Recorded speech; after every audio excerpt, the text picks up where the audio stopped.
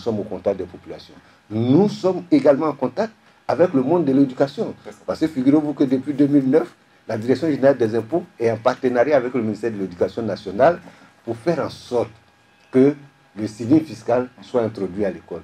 Et aujourd'hui, dans les programmes de nos enfants, depuis le CE jusqu'au CM, jusqu'au collège, il y a des ouvrages, il y a des leçons pour le civisme fiscal.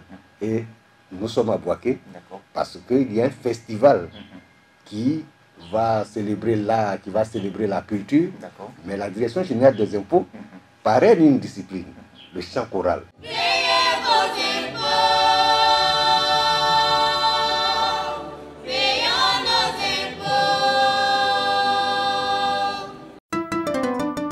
Promotion du civisme, la DGI en milieu scolaire. Dans le cadre des actions de proximité visant à l'adhésion à l'impôt, la Direction générale des impôts initie des campagnes de communication et de sensibilisation à l'endroit des couches socio-professionnelles. Dans cette perspective, elle participe régulièrement aux festivals et autres activités en milieu scolaire. Ainsi, depuis quelques années, le Festival national des arts et cultures en milieu scolaire, FENAC-MIS, reçoit une délégation de la DGI qui saisit l'occasion pour la promotion du civisme fiscal à l'école. C'est à juste titre que la rubrique chant choral sur le civisme fiscal est parrainée par le directeur général des impôts.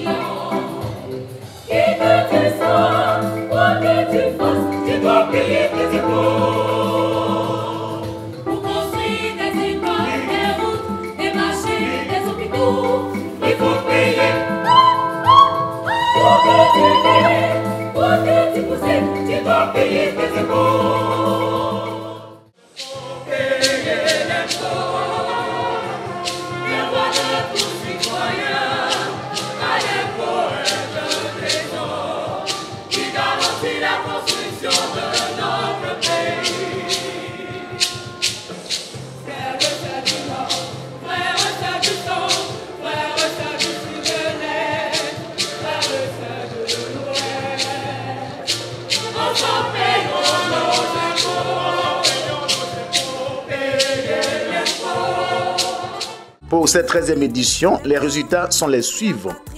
Pour la catégorie secondaire, le lycée moderne 1 de Gagnoua. Pour la catégorie CAFOP enseignant, IEP Agboville 2.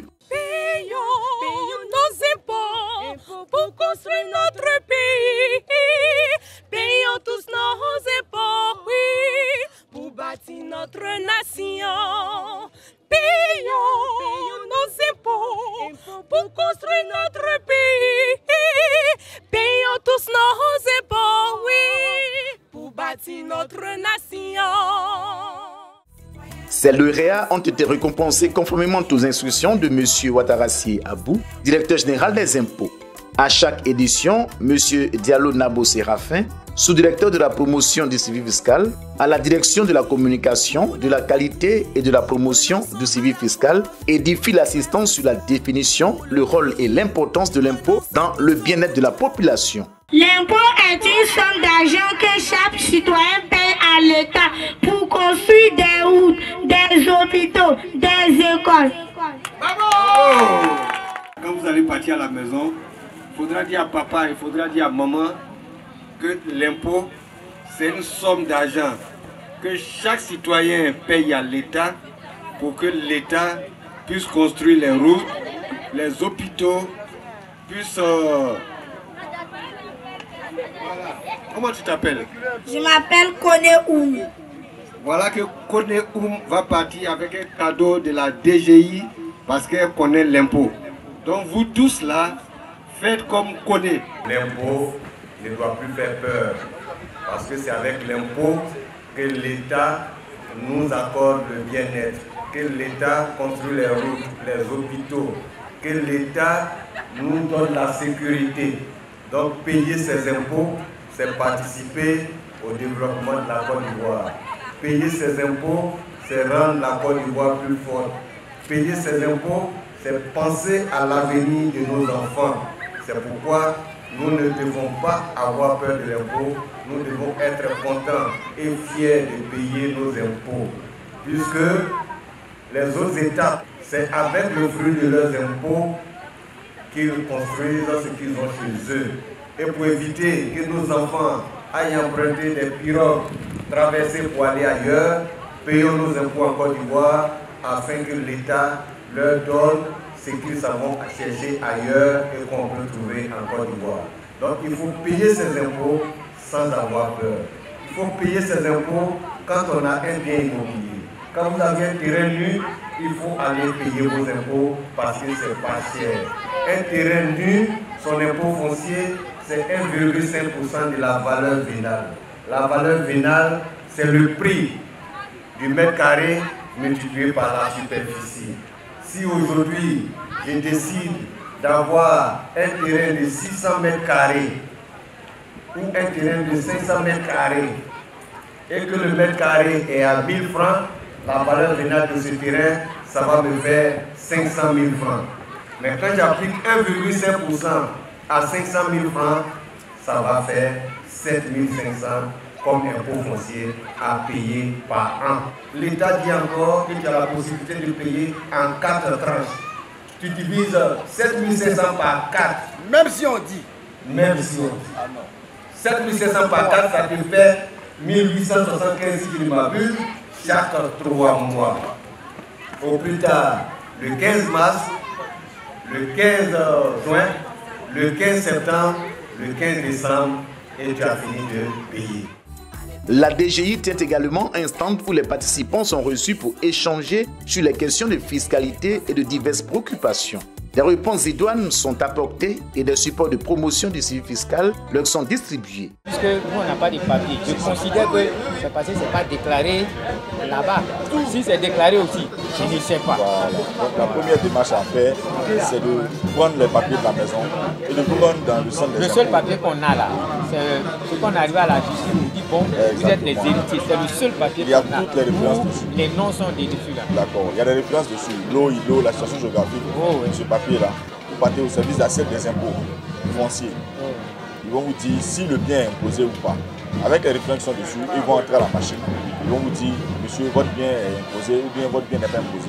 S'il est imposé, ils vont vous tirer la fiche de compte. La fiche de compte, c'est rien d'autre que tous les impôts que vous devez payer par an. Le bien qui est le terrain, c'est juste ce bien-là que vous payez l'impôt. Vous comprenez un peu? La maison que vous construisez là, c'est donner une valeur à votre terrain. C'est pourquoi on vous dit, quand vous achetez un terrain, on dit que vous avez tel nombre d'années pour mettre en valeur. Normalement, avant, quand vous achetez le terrain, on vous donne une date d'attribution. Vous voyez qu'en bas, c'est écrit NB. Vous avez 2 ans pour mettre le terrain en valeur. Bon, ça c'était le terrain d'avant. Maintenant, on ne donne plus de date d'attribution. Maintenant, on met en bas, vous avez 2 ans pour mettre le terrain en valeur. C'est sur le terrain qu'on paye l'impôt foncier. Notons qu'en marge du FENACMIS, une vaste campagne de sensibilisation et d'information à l'endroit des couches socio-professionnelles des localités visitées est organisée.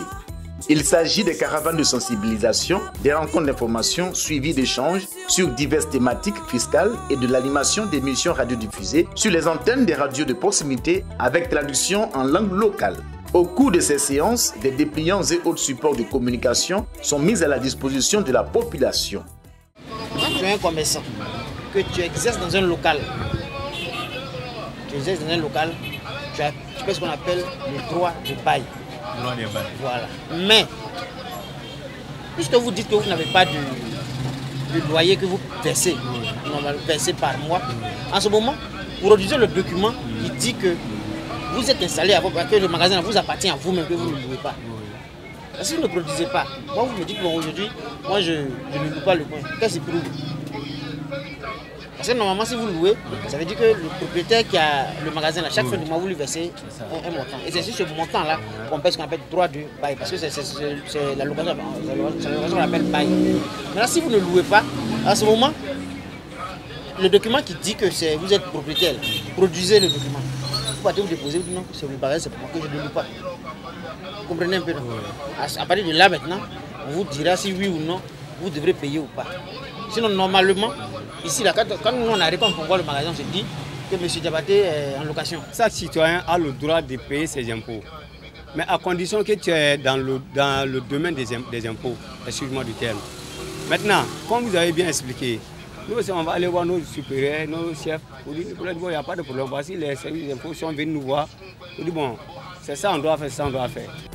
Les populations adhèrent massivement à ces actions de proximité et témoignent leur reconnaissance à la Direction générale des impôts qui parcourt les différentes localités pour les édifier et sur leurs obligations fiscales. Il est sensibilisé, je pense que Rion lui dit bon, ils ont dit à l'air pour router les camions, on a quand tout fait pour prendre une patente. On sait que la c'est propre, moi-même je vois tout. Parce que quelqu'un ne peut pas traverser, il faut qu'on va donner les forces pour voilà, faire quoi. Sans tout le monde voit clair quoi. Tout ce que je veux dire, c'est dire à tout un citoyen de payer ses impôts s'il est dans le domaine des impôts. Ouais, ça va dans l'intérêt de la nation, du pays. Quand je vous ai vu dès le départ, j'ai eu peur. Parce que quand on parle d'impôts, on parle d'argent, ceci, cela. Mais quand je suis arrivé, vraiment, selon vos explications, tout ce que vous avez dit, c'est-à-dire que si aujourd'hui j'avais l'argent, je partais en même temps à votre service pour aller m'acquitter. Chers frères, chers Ivoiriens, vous qui avez des biens, je vous dis qu'avec la DGI, vraiment tout est facile. On peut payer les impôts facilement à n'importe quel moment et puis n'importe où. Donc vraiment, je vous exhorte à les approcher, à ce qu'ils vous expliquent. Ensemble, cultivons le civisme fiscal.